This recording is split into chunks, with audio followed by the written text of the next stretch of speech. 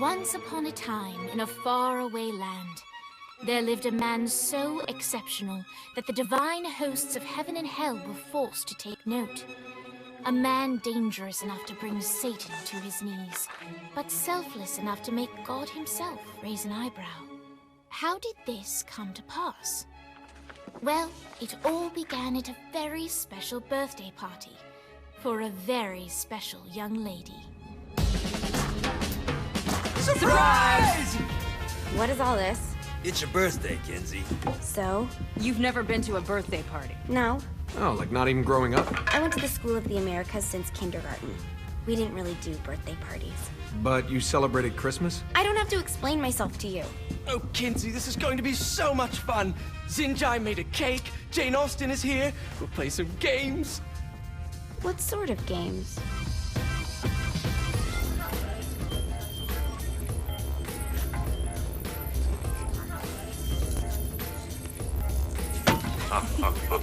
So you celebrate birthdays by trafficking with spirits? It's spooky and fun. It's a bunch of letters. It's tradition.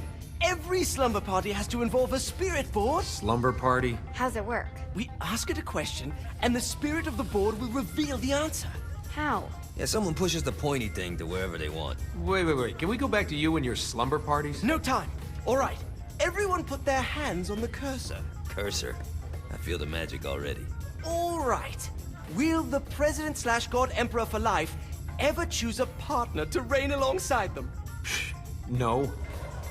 Ooh, someone's getting married. Shut up, Matt. Who will tame the president's wild heart? What are you guys trying to spell? I'm not moving it. That's the spirit, Kinsey. I'm serious. I'm not moving it either. Neither am I. Jezebel? Who the fuck is...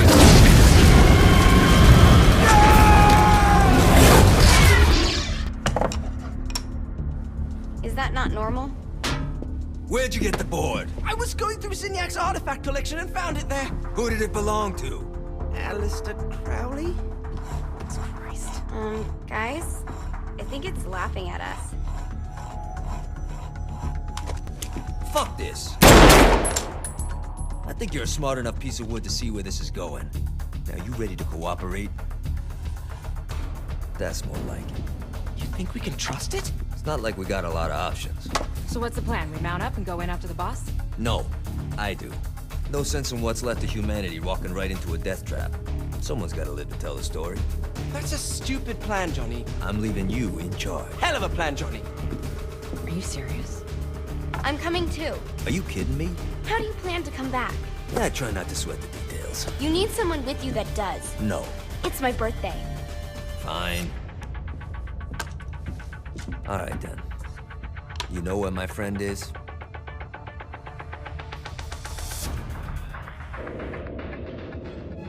True to its word, the spirit board opened up another portal and sent Johnny and Kinsey screaming into hell.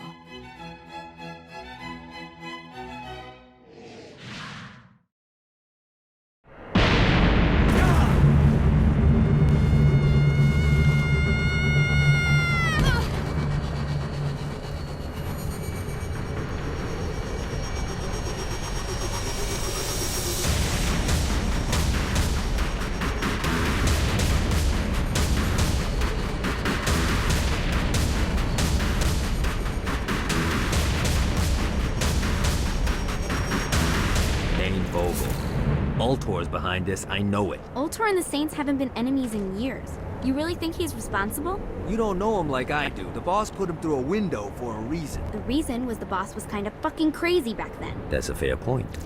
You know how much easier this would be if we just found a car? You know how much easier this would be if you just gave me a second? Alright, now how are we gonna find the Ultor building? Biggest building down here, giant Ultor sign on it. I don't think this is a problem. I'll buy that.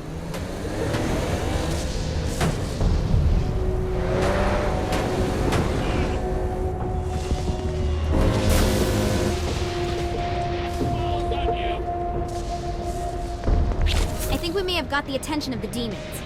How do we want to handle it? We handle it by killing demons.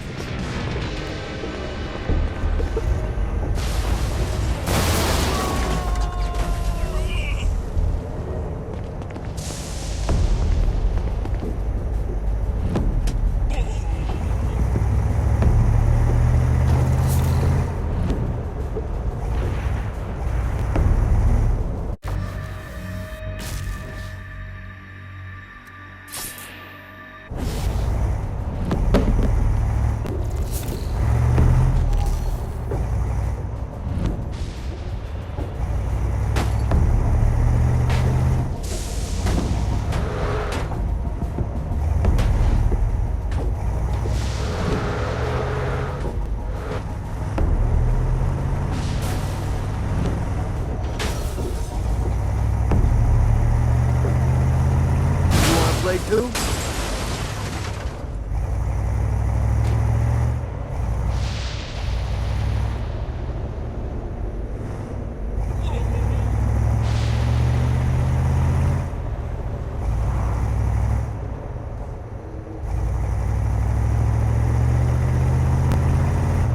Look at us. Kinsey Kensington and Johnny Gat driving together on a birthday adventure. Are you always this excited? Generally, I'm a misanthrope. I get it.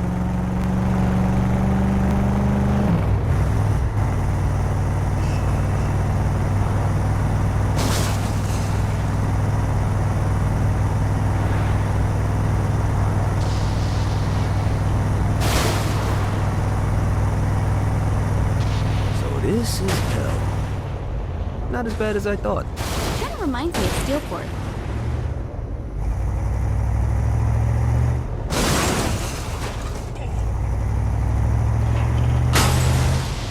Oh, I feel much better, thanks.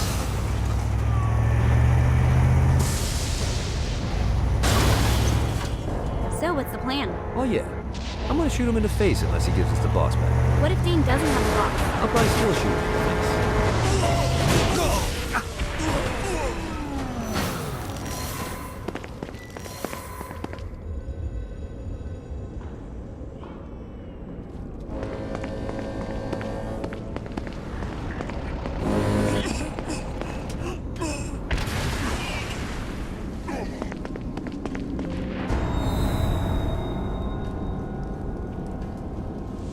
Welcome to hell. Shouldn't you have a receptionist? Such is the plight of eternal damnation. I have a feeling you didn't come here to catch up. Let's talk in my office. Not even death could stop the enterprising Vogel, who wasted no time in setting up an Ultor branch in the bowels of hell. Dane was eager to fill Johnny in on the ever-shifting politics of land rights in the underworld. But real estate mattered little to Johnny, who only cared where his friend was. Where'd you put the president? I've been trying to explain that. I didn't take them. Bullshit. You expect me to believe you just happened to be the first thing we see in hell? Maybe it's just me, but your thank you sounds more like an accusation. That's probably because he plans to kill you. Okay. I get the trust issues. Can I show you something? The pieces all came together. The president had caused more chaos and destruction than any other in human history. It was only natural that Satan would want them to marry his daughter. They needed a plan, and Johnny had one. I'm gonna shoot the devil in the face. I think you might be skipping some details. No, I said in the face. I like the commitment, but you gotta find a way to get close enough to him in the first place. When's the wedding? I'll just show up And then you'll shoot him in the face. Sorry, but it's a little more complicated than that. These things are tied to the soul. You won't be able to enter without one. So how do we get one? You get his attention. I know some places that are of particular value to the father of the bride. You hit those, you'll get your shot. Wait, why would Satan give out an invitation for destroying his stuff? Oh, he won't, but it should piss him off enough to get him to attack Johnny personally. Either the devil kills Gat and Ultor gets the construction contracts to rebuild what was destroyed, or Johnny kills Satan and I'll have to pay less taxes. It's pretty win-win. That's why you're helping us? To make more money in hell? Hell's what you make of it, sweetie. Works for me. What you got? All right. Satan had entrusted the day-to-day running of hell to 5 archdukes, and Dane knew how to find them all. But beyond that, not everyone in hell was content to go along with Satan's status quo. There were others who shared Dane's ambition for power, and the Ultor mogul knew that the key to unseating Satan lay in gaining their aid. But before Johnny set out to wage war against the Prince of Darkness, Dane had one final gift, an artifact that he had spent fortunes on. Lucifer's cracked halo. This holy relic granted Johnny the majestic wings of the Morning Star. However, he still needed help in learning how to use them.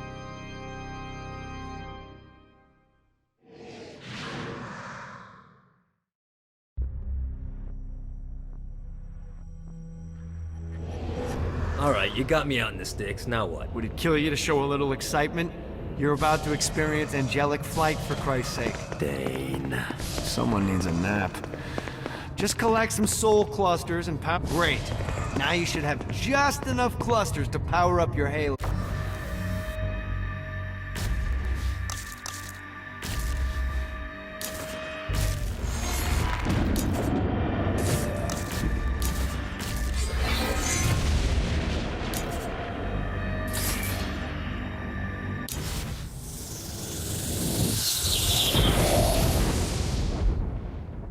All right, let's start slow. Try to jump over to that next island. Also, the longer you charge your wings before jumping, the further you'll go. Hey, you didn't fuck it up. Good job. Now get up that cliff. Don't worry, if something looks too high, just keep on jumping. Now it's time to fly. You heard of crawling before walking? Well, in this case, you need to jump before you can fly. Launch yourself in the air with a jump, and then hold your wings out to glide to that next island. I put out some orbs. You'll have to dive to reach the next island. Do that by pointing your head down. Don't worry, the rest of your body will follow.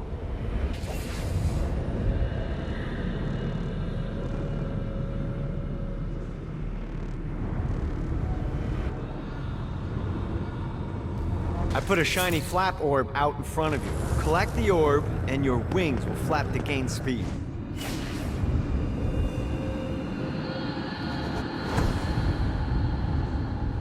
All right, now try flapping those wings on your own. Do a flap on your way to the next island.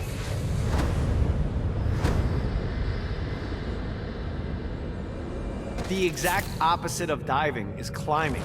Climbing will slow you down and eventually cause you to stall. And trust me, stalling sucks. You can flap while gliding to gain additional speed. So the faster you're going, the higher you can fly. Now try to reach the island up there. All right, time to take the training wheels off for the final lesson. Flying takes stamina. If you run out in midair, you are going to drop like a rock. Stupid. Let's get you back to the old tour building. I want to run through all the stuff you can do to hurt Satan. Sure thing. See you soon. Here's the deal. If you want some FaceTime with Satan, you need to get his attention. Now, Satan hates being challenged, so anything you do to undermine his control is good. Fraud, mayhem, shooting demons in the face, anything. You can keep track of Satan's wrath with this handy meter. Get it high enough and you'll be having drinks with Big Red in no time. I've compiled a list of shit to do, so take a look and do whatever sounds fun. Oh, one more thing. We have some potential allies down here. Trust me, you want to impress them.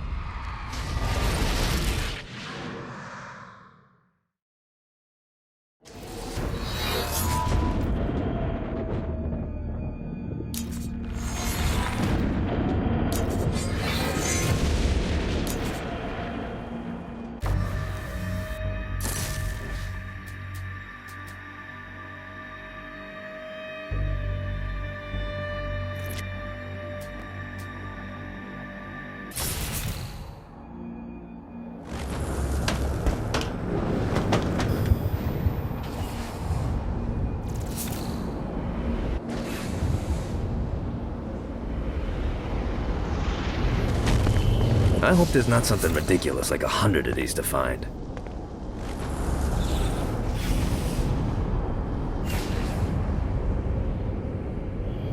Alright. Yeah!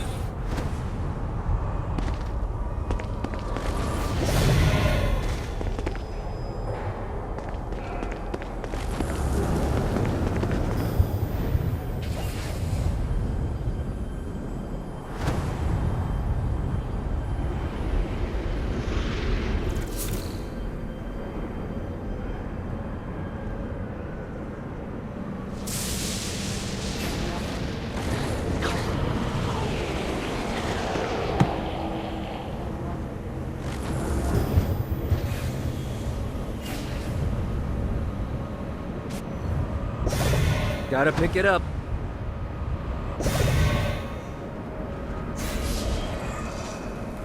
Gotta touch down.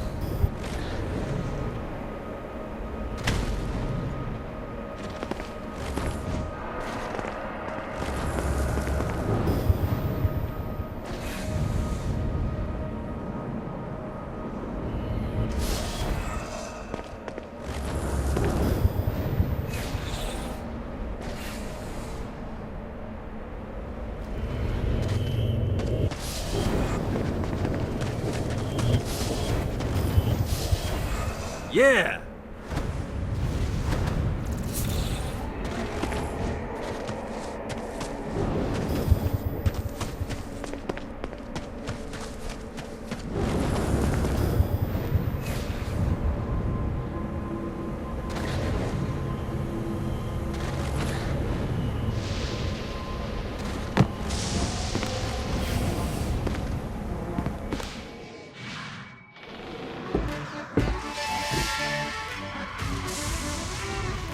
Abandoned ship!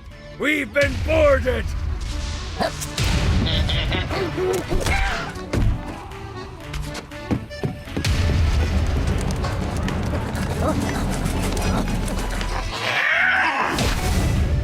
Get these damn things off my ship!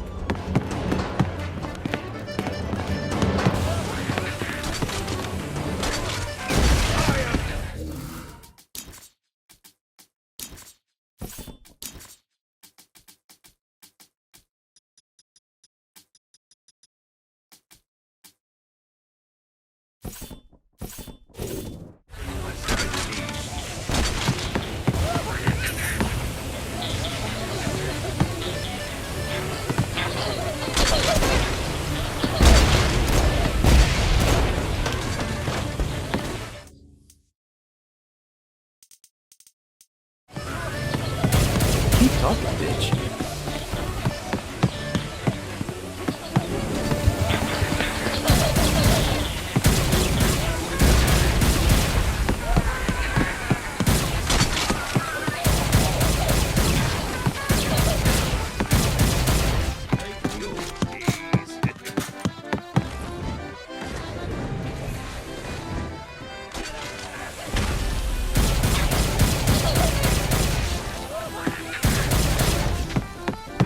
I got a bit of treasure in that chest over there.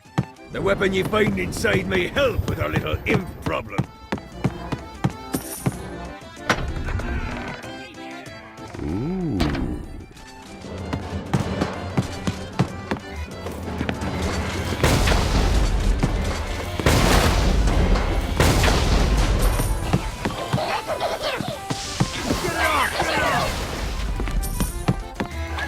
No, not another one of these. I summoned these imps to serve as my crew. I forgot what a handful they could be. Once aboard, they wouldn't listen to their captain. They ran amok in the bowels of the ship.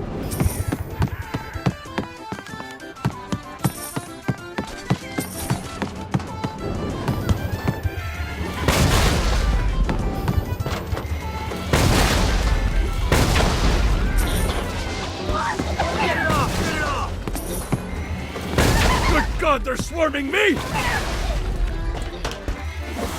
Bastard.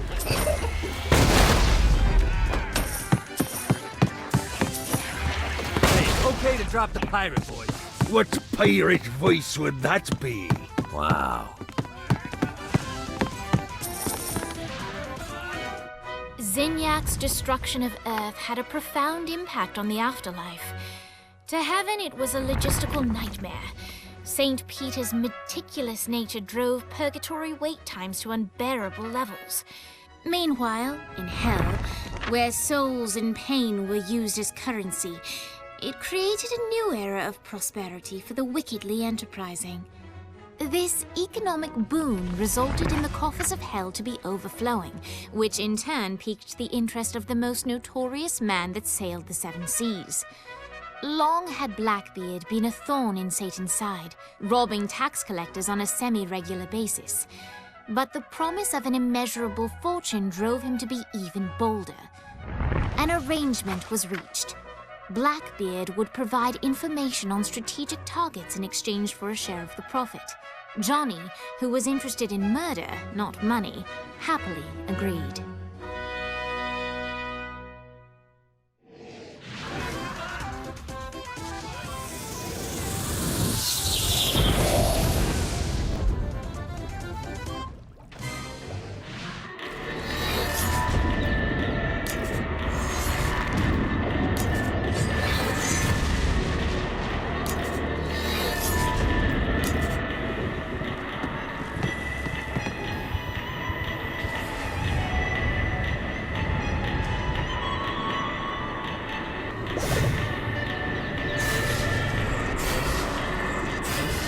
Nice.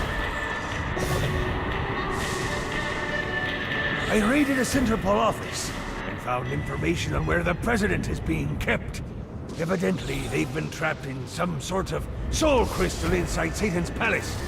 Breaking in is an impossibility. The best bet to save them is to continue to try to draw Satan out of his palace.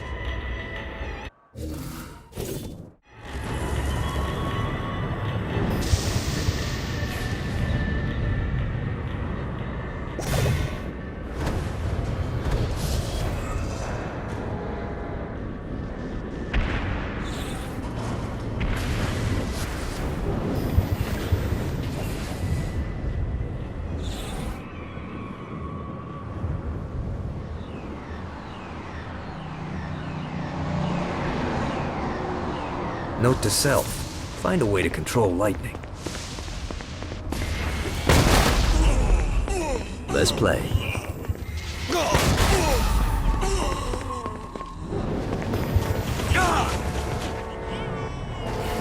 Yeah!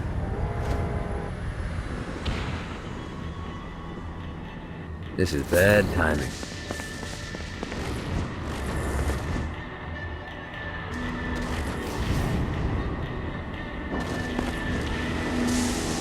A Damned Soul's Orientation Guide, Chapter 13.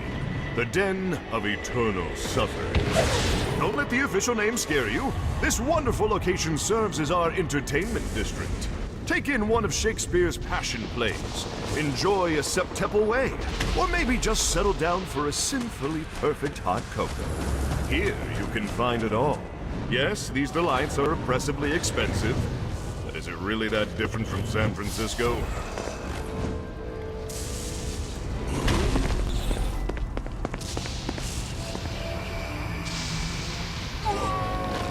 Ready to give up yet?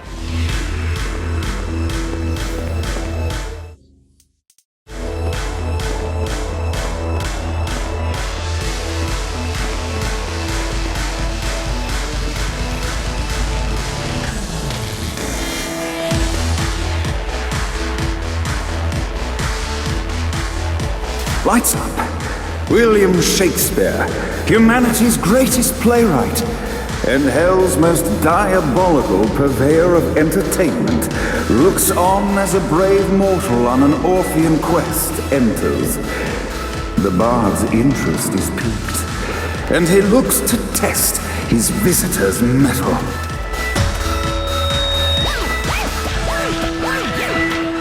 The masked tragedies were used to enemies cowering as they approached, but soon they realized that they faced a foe with courage and nobility, traits uncommon in the fires of perdition.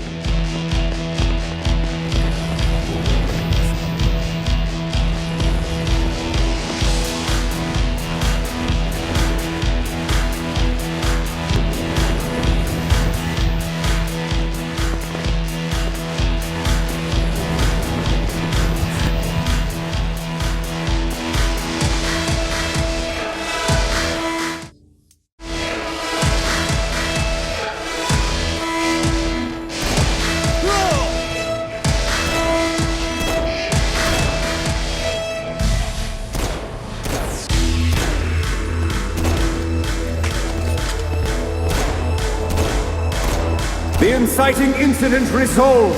The time had come for rising action.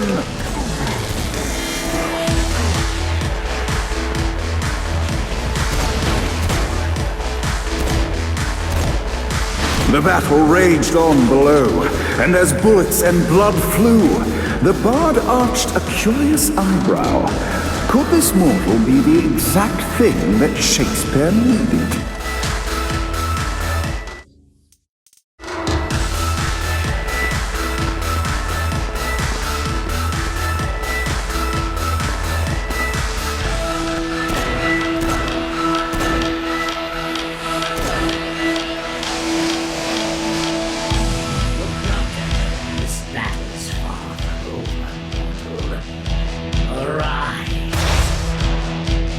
And now, Act 3!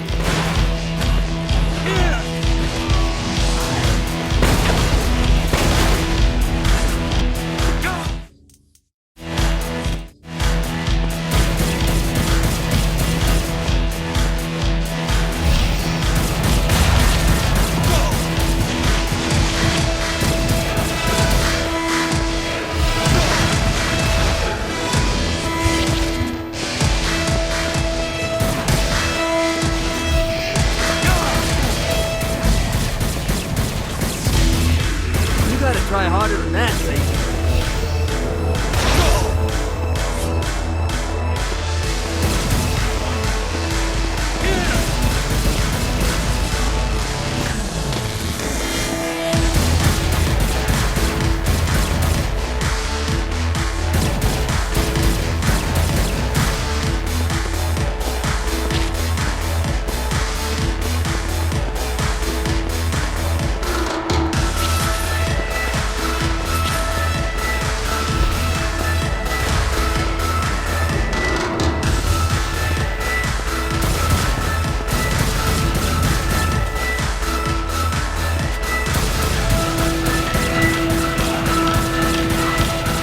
The conflict resolved, Shakespeare eagerly awaited meeting the champion that dispatched so many of his men. Undoubtedly, they were here for the bard's aid, and while happy endings were not a thing found in hell, Shakespeare always had a soft spot for comedies. In the land of the living, William Shakespeare is regarded as one of the most prolific playwrights of all time. However, to the denizens of hell, the bard is seen in a far different light. After selling his soul for fame and adoration, Shakespeare served in hell as Satan's spy master general. In doing his duty, Shakespeare would punish the souls he was investigating by forcing them to perform in grotesque passion plays for Satan's amusement. But in a Twelfth Night-esque twist, Shakespeare found himself living a double life. While he projected an image of cruelty, his heart was as soft as Jezebel's. In secret, he would tutor her on the classics and act out the works of his mortal days.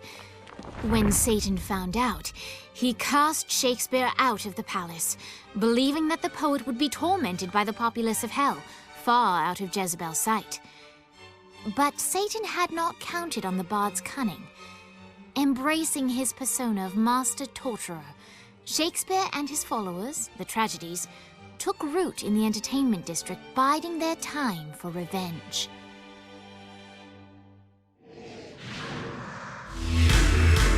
And so Shakespeare called forth the Deus Ex Machina to bestow our protagonist with the arcane power of Force Stop.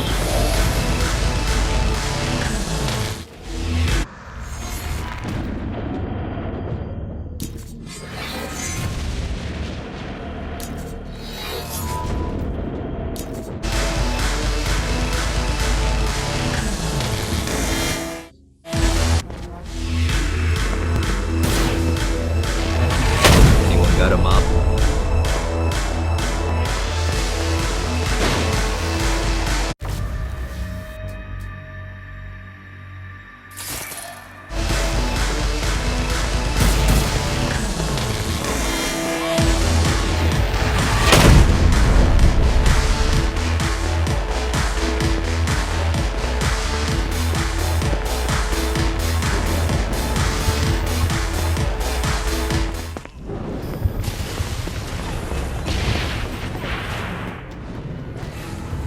Let's see what these things can do.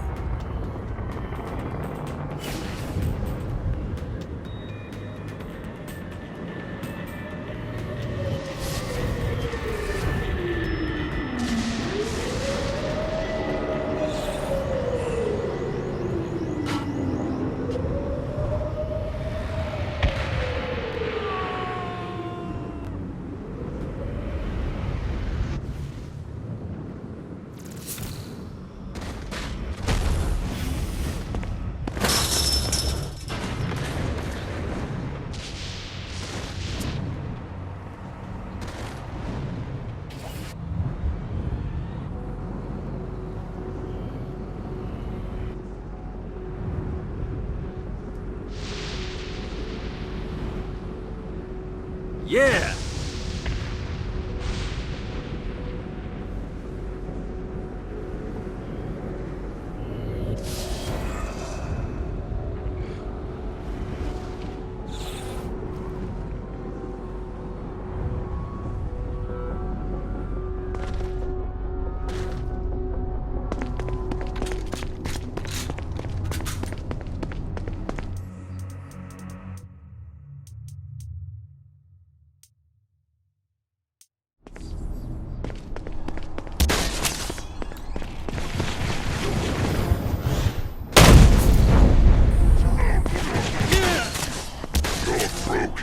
Your world up.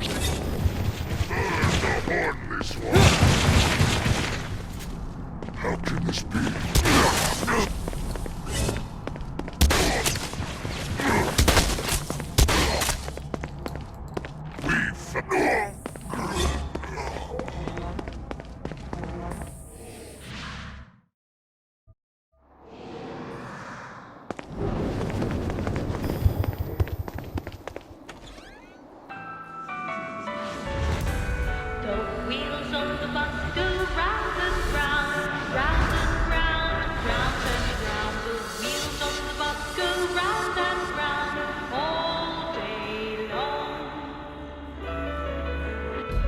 The horn on the bus goes beep, beep, beep, beep, beep, beep, beep, beep, beep.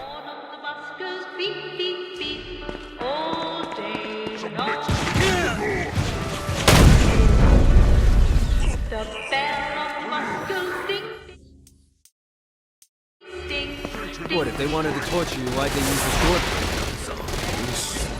This is the short version? Oh yeah. The wipers on the bus go swish, swish, swish. The hobo on the bus goes heh heh heh. My mom had like 80 of them.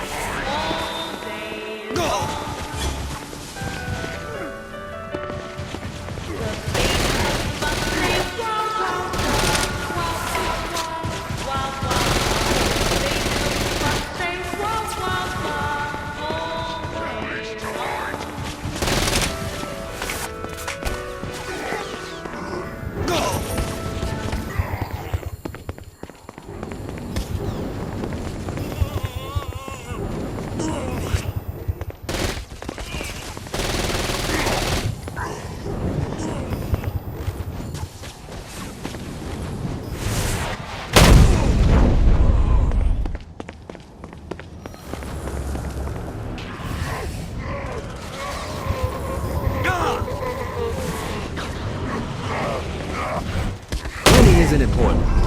It's the body count. The wheels on the bus go round and round, round and round, round and round. The wheels on the bus go round and round all day long. The horn on the bus goes beep, beep, beep, beep, beep, beep, beep, beep.